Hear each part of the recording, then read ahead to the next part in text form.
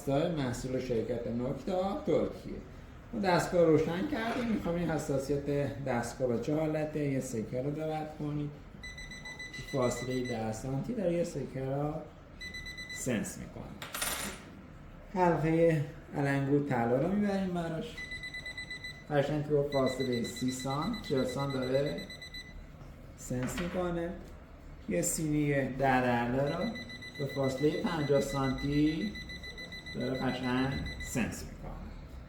روی خود دستگاه 3 تا دکمه وجود داره. یه دکمه خاموش روشن کردن سیستم، دکمه F مال صدا و ویبره هستش و دکمه اول مال چراغ‌قوه دستگاه هستش.